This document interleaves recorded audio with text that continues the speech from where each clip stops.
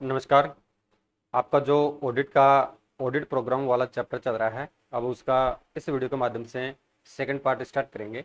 यानी second number की classes है, तो इस वीडियो में इस चैप्टर को कंप्लीट कर लेंगे।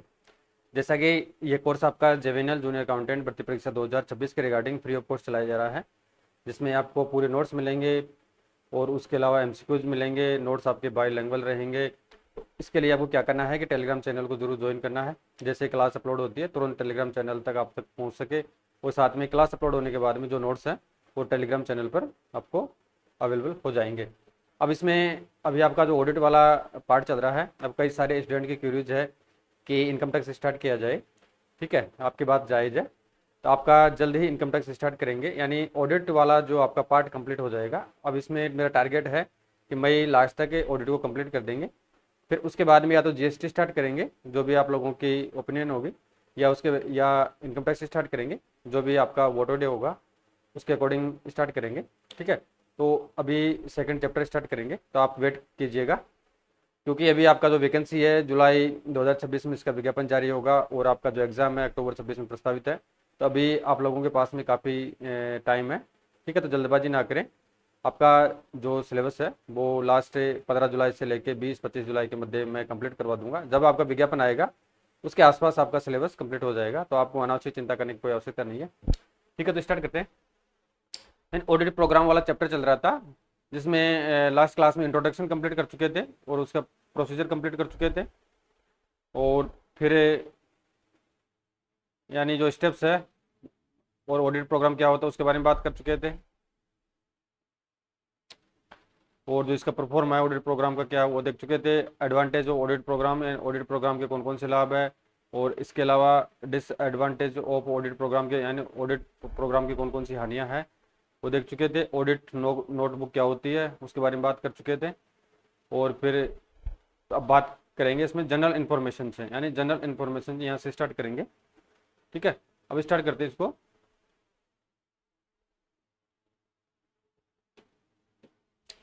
इसमें ये बता रखा है कि लेखा परीक्षा पुस्तिका को स्पष्ट पूर्ण और व्यवस्थित रूप से रखा जाना चाहिए। इसमें महत्वपूर्ण बातों के नोट्स नहीं होने चाहिए।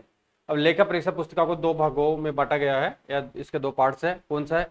फर्स्ट पार्ट में तो शामिल करेंगे लेखा परीक्षा से संबंधित सामान्य जानकारी का रिकॉर्ड रखने के लिए, और जो सेकंड पार्ट है लेखा परीक्षा कर्मचारियों द्वारा विभिन्न वर्षों के खातों की लेखा परीक्षा के दौरान सामने आए विशेष बिंदुओं को दर्ज करने के लिए लेखा परीक्षा पुस्तिका में निम्नलिखित जानकारी होनी चाहिए। अब इसमें जो जनरल इन्फॉर्मेशन है उसमें कौन कौन से पॉइंट्स इंक्लूड होंगे वो देखते हैं।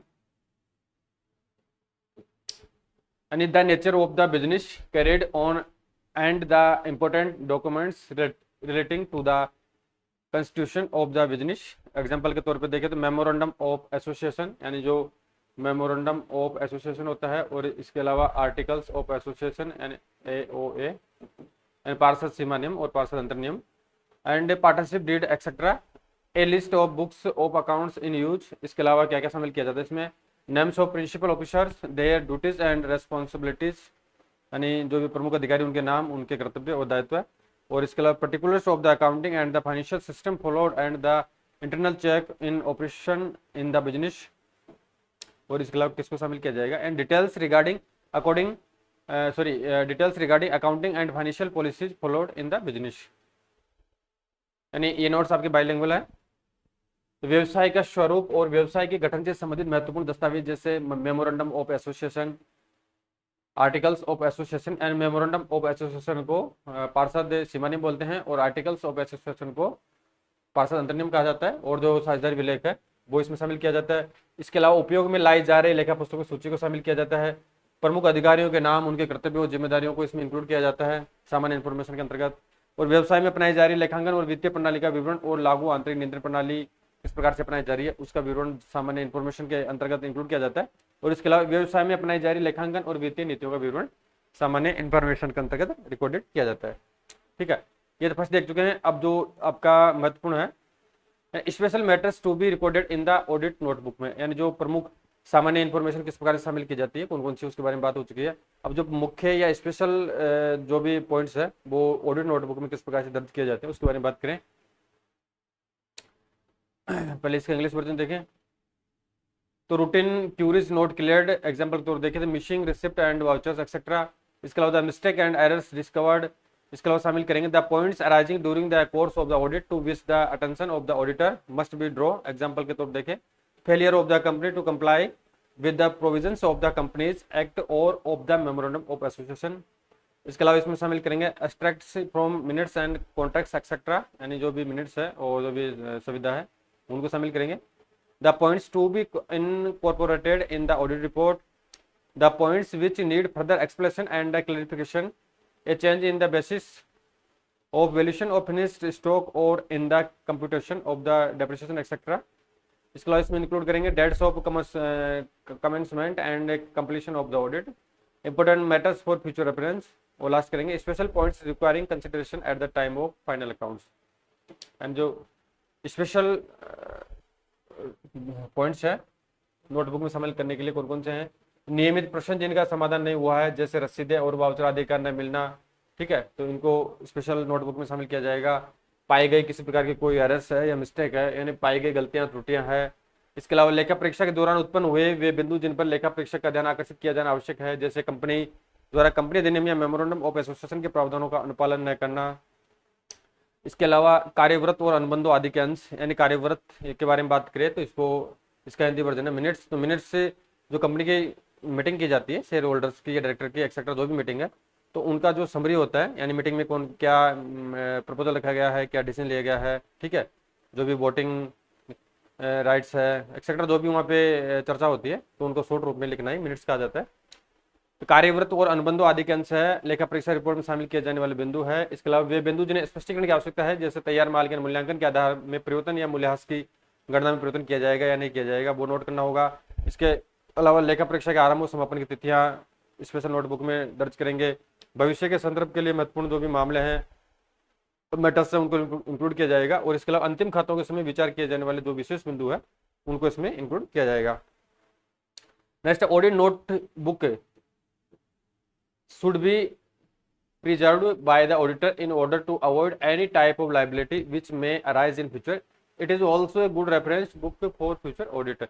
यानी ऑडिटर को ऑडिट नोटबुक को सुरक्षित रखा जाना चाहिए। यानी जो भी ऑडिट नोटबुक होती है, क्या होती है, ऑडिट नोटबुक, तो ऑडिटर को ऑडिट नोटबुक को सुरक्षित रखना चाहिए ताकि इन फ्यूचर में उत्पन्न होने वाली किसी भी प्रकार की देनदारी से बता जा सके। यह भविष्य के ऑडिट के लिए एक उपयोगी संदर्भ पुस्तिका भी है। यानी जो भी जिस कंपनी में ऑडिटर द्वारा ऑडिट का कार्य किया जाता है, जहाँ पे जो भी पेपर्स है, जो भी ऑडिट नोट्स तैयार किए जाते हैं, तो उनको इन फ्यूचर के लिए सुरक्षित रखना चाहिए ताकि इन फ्यूचर में किसी प्रकार की लाइबिलिटी या देनदारी अगर क्रिएट हो जाती है बाय मिस्टेक, तो ऑडिटर है उसकी सहायता से उसका रिप्लाई आसानी से दे सकता है, ठीक है। वो इन फ्यूचर में उसी संस्था की अगर ऑडिट होती है तो जो पुराने पेपर्स है उनकी सहायता से ऑडिट आसानी से की जा सकती है। नेक्स्ट देखते हैं वर्किंग पेपर्स क्या होते हैं। क्या है वर्किंग पेपर्स? वर्किंग पेपर्स यानी working papers are those papers which contain essential facts about accounts so that the auditor may not have again to go over the accounts of his client in case he wants to refer to them later on during the course of his audit. यानी कार्यकारी पत्र, यानी इसके हिंदी बोले तो इसको कार्यकारी पत्र कहा जाता है वर्किंग पेपर्स को। तो कार्यकारी पत्र वे दस्तावेज होते हैं जिनमें खातों के बारे में आवश्यक तथ्य होते हैं ताकि लेखा परीक्षक को अपने ग्राहक के खातों की दोबारा जांच न करनी पड़े यदि वह लेखा परीक्षा के दौरान बाद में उनका संदर्भ लेना चाहिए। यानी जो कार्य पत्र होते हैं, जो भी वर्किंग एक तरह से रफली रूप से जो कार्य किया जाता है, जो भी अकाउंट्स होते हैं, तो उनका एक तरह से विवरण होता है उनमें। इन फ्यूचर में अगर खातों के देखना है या कुछ करना है तो खातों को पुनः दोबारा चेक करने की आवश्यकता नहीं है। यानी जो भी वर्किंग पेपर है उनके माध्यम से उनका कार्य किया जा सकता है। यानी इन फ्यूचर में अगर वो कोई संदर्भ लेना चाहे, रेफरेंस लेना चाहे, तो वर्किंग पेपर्स के माध्यम से ले सकता है। अब जैसे इसके ऑब्जेक्ट क्या है, यानी जो वर्किंग पेपर्स है उनके ऑब्जेक्ट या एम क्या है, उद्देश्य देखते हैं। द ऑब्जेक्ट्स और aims of working papers are as follows है। तो फर्स्ट कौन सा हो जाएगा इसमें, देखते हैं। कार्यपत्र का उद्देश्य निम्नलिखित है। अब कौन कौन से ऑब्जेक्ट्स है, फर्स्ट होगा यानी लेखा परीक्षक की रिपोर्ट को समर्थन देने के लिए ये पत्र लेखा परीक्षक क्लर्कों द्वारा किए गए कार्य का विवरण प्रस्तुत करते हैं। इसके अलावा लेखा परीक्षक क्लर्क की कार्यकुशलता के बारे में राय बना सकता है क्योंकि कार्यपत्र लेखा परीक्षक के पास ही रहते हैं। इसके अलावा स्थायी अभिलेख होते हैं, यानी ये स्थायी अभिलेख होते हैं, रिकॉर्ड्स होते हैं, इसलिए लापरवाही के लिए उनके विरुद्ध किसी भी मुकदमे की स्थिति में वह इन कार्यपत्रों के आधार पर अपना बचाव कर सकता है। यानी जो भी वर्किंग पेपर्स हैं वो एक स्थायी रिकॉर्डेड रेफरेंस पेपर होते हैं, ठीक है। इन फ्यूचर में अगर कोई कंपनी है या कोई अदर पर्सन ऑडिटर के ऊपर वाद करता है तो ऑडिटर इन पेपर्स की सहायता से अपने ऊपर जो भी वाद आ रहा है, जो भी प्रॉब्लम क्रिएट हो रही है, उसका निराकरण आसानी से कर सकता है। कार्यपत्रों का निर्माण लेखा परीक्षक क्लर्कों को उनके द्वारा किए गए कार्य का सारांश प्रस्तुत करने का प्रशिक्षण देने का एक साधन भी होता है। यानी जो भी कार्यपत्रों का निर्माण जो लेखा परीक्षक होते हैं, जो उनके सबॉर्डिनेट होते हैं, क्लर्क होते हैं, उनके द्वारा जो कार्य का सारांश प्रस्तुत करने हेतु एक तरह से प्रशिक्षण का एक साधन भी होता है कि इस प्रकार से कार्य किया जाएगा। कार्यपत्र लेखा परीक्षक को ग्राहक की परिचालन में आंतरिक नियंत्रण प्रणाली की कमियों को इंगित करने में सक्षम बनाते हैं। इसके अलावा कार्यपत्र लेखा परीक्षक को आगामी वर्ष के लिए योजना बनाने में भी सहायता करते हैं और इससे लेखा परीक्षक को समय की बर्बादी किए बिना रिपोर्ट तैयार करने में भी मदद मिलती है, क्योंकि एक तरीके से जो पहले ऑडिट कर रखी है तो उसे थोड़ी हेल्प मिल जाती है। वह यह जान सकता है कि उसके सहायकों ने उसके निर्देशों का पालन कर लिया है। नेक्स्ट देखते हैं, तो working paper should be carefully prepared as they are the basis of the conclusions and summarisations shown by the auditor in his report. They should be clear, complete and contain all essential information in regard to accounts and audit so that they may be maximum utility.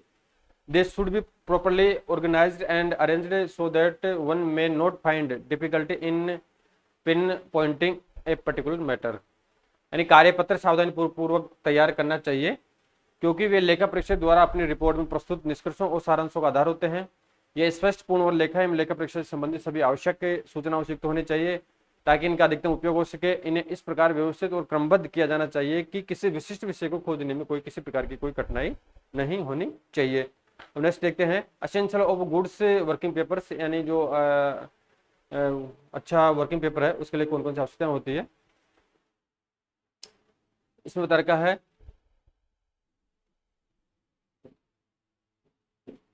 इन कार्य पत्रों में सभी आवश्यक जानकारी होनी चाहिए ताकि वे अधिकतम उपयोगी हो। यानी जो भी वर्किंग पेपर्स हैं उनमें सभी प्रकार की इंफॉर्मेशन इंक्लूड होनी चाहिए। कार्यपत्रों को इस प्रकार व्यवस्थित किया जाना चाहिए कि किसी विशिष्ट विषय को खोजने में कोई कठिनाई उत्पन्न न हो। यदि वे ठीक से व्यवस्थित नहीं है तो रिपोर्ट तैयार करते समय किसी विशिष्ट तथ्य को खोजने में समय की हानि होगी। और नेक्स्ट देखें, तो कार्यपत्रों में जो भी फैक्ट्स है तथ्यों को स्पष्ट रूप से प्रस्तुत किया जाना चाहिए। जो भी फैक्ट्स है वो स्पष्ट रूप से होना चाहिए और बताए गए तथ्य बाद में पाठक के लिए आसानी से उपलब्ध होने चाहिए। इसके अलावा कार्यपत्रों यानी वर्किंग पेपर्स के लिए प्रयुक्त कागज अच्छी गुणवत्ता का होना चाहिए ताकि बार बार उपयोग करने से क्षतिग्रस्त न हो। जो भी पेपर ऑडिट के रिगार्डिंग वर्किंग पेपर्स के रिगार्डिंग यूटिलाइज किया जा रहा है वो अच्छी क्वालिटी का होना चाहिए, क्योंकि हो सकता है इनकी आवश्यकता कभी भी पड़ सकती है, कितनी बार पड़ सकती है, तो वो उनमें अनावश्यक कागज फटने की प्रॉब्लम क्रिएट नहीं हो, तो इसके लिए क्वालिटी अच्छी होनी चाहिए। और इसके अलावा प्रयुक्त कागज सुविधाजनक और एक समान आकार का होना चाहिए। प्रत्येक टिप्पणी के बाद पर्याप्त स्थान छोड़ा जाना चाहिए ताकि लेखा परीक्षक द्वारा लिए गए किसी भी निर्णय को उस स्थान पर लिखा जा सके। ये महत्वपूर्ण है 7 नंबर का। एंड जो भी प्रत्येक कमेंट किया जाता है ऑडिटर द्वारा तो उसमें एक निश्चित स्पेस ब्लैंक रहना चाहिए। इन फ्यूचर में कोई भी आवश्यकता पड़ती है, कोई भी ऐड करना हो कोई मैटर, तो आसानी से लिखा जा सके। कागजात तार्किक क्रम में व्यवस्थित होनी चाहिए एंड जो कागजात है वो नंबरिंग उनकी असेंडिंग रूप में होनी चाहिए लगभग, यानी लॉजिकल रूप में उनको नथी करना चाहिए। और फिर नेक्स्ट है preservation and filing of working papers. And it is necessary that the working papers should be preserved as they are important and valuable documents for the clients as well as for the auditor. It is therefore suggested that they should be filled systematically. For convenience, the working papers may be subdivided between current and permanent files. And जो कार्यपत्र है वो सुरक्षित रखना आवश्यक होता है, क्योंकि ये लेखा परीक्षक और ग्राहकों यानी ग्राहक बोले तो कंपनी संस्था दोनों के लिए बहुत ही महत्वपूर्ण और मूल्यवान होते हैं, दस्तावेज होते हैं। इसलिए इन्हें व्यवस्थित रूप से फाइल करने का सुझाव दिया जाता है। सुविधा के लिए कार्यपत्रों को वर्तमान और स्थायी फाइलों में विभाजित किया जा सकता है। जो भी सुविधा है कंपनी की वो अपनी सुविधा के अकॉर्डिंग इनको स्थायी और अस्थायी फाइलों के रूप में सुरक्षित रख सकती है। नेक्स्ट देखते हैं, the current file should normally include the following documents. अब इसमें कौन कौन से डॉक्यूमेंट्स इंक्लूड किए जाते हैं? वर्तमान फाइलों में शामिल निम्नलिखित दस्तावेज शामिल होने चाहिए। अब कौन कौन से डॉक्यूमेंट्स होंगे? फर्स्ट होगा समीक्षाधीन खातों की एक प्रति, यानी जो भी ऑडिटेड अकाउंट्स है उनकी एक प्रति होनी चाहिए। इसके अलावा लेखा परीक्षा कार्यक्रम और किए गए लेखा परीक्षा परीक्षण, यानी जो भी लेखा परीक्षा का कार्यक्रम था उसकी प्रतिलिपि और जो भी कार्य किया गया है जो परीक्षण रिपोर्ट है उसकी प्रति होनी चाहिए। डायरेक्टर्स और शेयर होल्डर्स की बैठकों या न्यासी मंडल या साझेदारों की बैठक का कार्यव्रत, यानी जो भी डायरेक्टर्स की मीटिंग है, शेयर होल्डर की मीटिंग है, या ट्रस्टी मंडल की जो मीटिंग हुई है और जो साझेदारों की जो बैठक हुई है, जो भी बैठक में प्रस्ताव लिए गए हैं उनका 1 मिनट होना चाहिए। और लेखा परीक्षा के दौरान उठाए गए प्रश्न और आधार की टिप्पणियां हैं, यानी लेखा परीक्षा के दौरान जो भी संस्था है उसके द्वारा जो भी प्रश्न उठाए गए हैं और उस प्रश्नों के रिगार्डिंग ऑडिटर द्वारा किस प्रकार से समीक्षात्मक टिप्पणी की गई है उसका विवरण होना चाहिए। ग्राहकों और अन्य स्रोतों से खाते की पुष्टि करने वाले पत्र, स्टॉक के मूल्यांकन का प्रमाण पत्र, अशोध्य ऋणों के लिए प्रावधान एक्सेट्रा को इनमें इंक्लूड करना चाहिए। वो जो भी गुम वाउचर्स हैं, यानी जो भी प्रमाणन है जो खो गए हैं उनका विवरण होना चाहिए। इसके अलावा बैंक और शाखा के मिलान का विवरण होना चाहिए, यानी BRS बैंक रिकंसिलिएशन स्टेटमेंट होना चाहिए। कर, टैक्स, बोनस और ग्रेजुटी आदि की गणना का पूर्ण विवरण इसमें होना चाहिए। ठीक है। नेक्स्ट है the permanent file should normally include following documents, यानी जो परमानेंट फाइल है अब वो किस प्रकार से होनी चाहिए। परमानेंट फाइल को देखते हैं तो परमानेंट फाइल में क्या क्या होना चाहिए वो नॉर्मल देख चुके हैं, अब इसमें परमानेंट के रूप में देखते हैं। एक तो आपका मेमोरेंडम ऑफ एसोसिएशन और article of association, partnership deed और ट्रस्ट डीड आदि की एक प्रति होनी चाहिए, यानी जो पार्षद सीमा नियम और पार्षद अंतर नियम है इसके अलावा साझेदारी विलेख है और ट्रस्ट डीड आदि की एक प्रति होनी चाहिए। ठीक है। संबंधित वैधानिक विनियमन की एक प्रति होनी चाहिए, जो कंपनी एक्ट है या इसके अलावा जो भी एक्ट है उनकी प्रति फाइलों में रहनी चाहिए। स्थायी फाइलों में व्यवसायिक प्रकृति पर एक संक्षिप्त टिप्पणी होनी चाहिए, यानी जो व्यवसाय का नेचर है, किस प्रकार का व्यवसाय है उस पर संक्षिप्त टिप्पणी होनी चाहिए।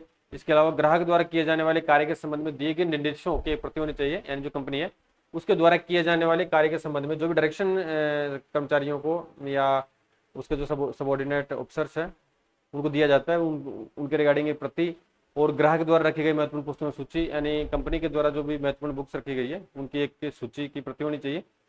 अधिकारियों की सूची, जो भी ऑफिसर्स वहाँ पे कार्य कर रहे हैं, जो भी मैनेजर्स है उनकी सूची होनी चाहिए। उनके द्वारा किए गए कार्य की प्रकृति और संगठनात्मक चार्ट की प्रति होने चाहिए, यानी एक तरह से जो सोपान श्रृंखला है उसकी एक प्रति होनी चाहिए। लागू आंतरिक नियंत्रण और आंतरिक लेखा परीक्षा प्रणाली का संक्षिप्त विवरण होना चाहिए कि आंतरिक नियंत्रण प्रणाली व्यापार में किस तरह से अपनाई गई है या नहीं है, सतत ऑडिट की जाती है नहीं की जाती है। इसके अलावा आंतरिक लेखा परीक्षा प्रणाली का जो संक्षिप्त विवरण है शॉर्ट में वो होना चाहिए। स्टॉक मूल्यांकन और मूल्यह्रास की गणना आदि के आधार को दर्शाने वाले विवरण होने चाहिए, यानी स्टॉक का मूल्यांकन किस आधार पर किया जाएगा, बाजार मूल्य पे, लागत मूल्य पे, इनमें से जो भी कम है। ठीक है।